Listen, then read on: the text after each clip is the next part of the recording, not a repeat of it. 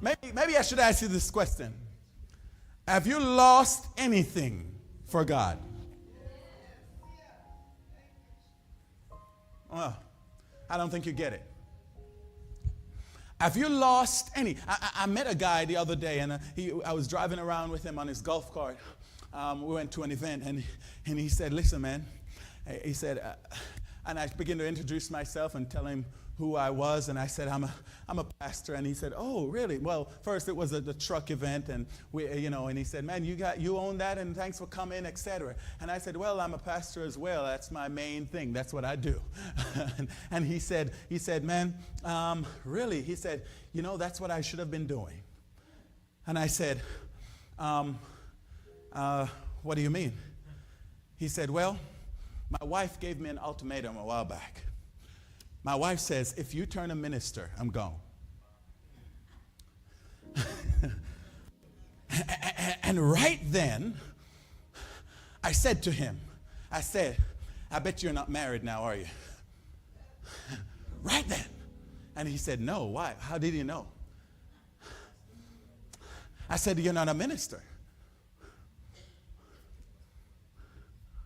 He did not become a minister because he wanted to save his marriage.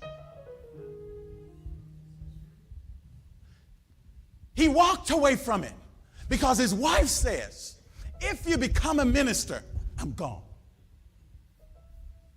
And I said, I bet she left you for another reason. And he said, yes. Have you lost anything for God?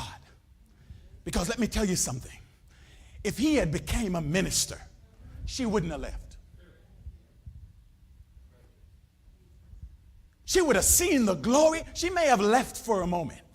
He may have suffered some things. He may have lost some issues, lost some battles, excuse me. He may have feel as if that nobody cares and he is doing this thing all by himself. And I can't really do it because I'm single. But if you have done it for God, look at your neighbor and ask them this question. Have you lost anything for God? Have you suffered for God? See, he suffered for you.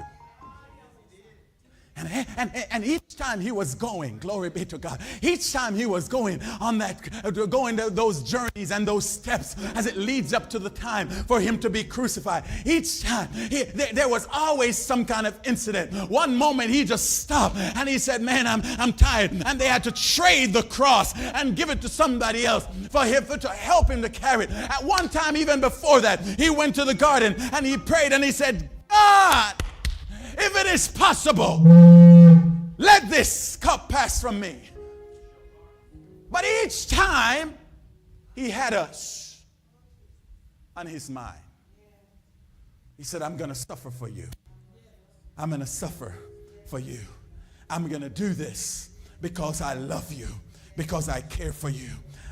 I'm going to do this because you are my child.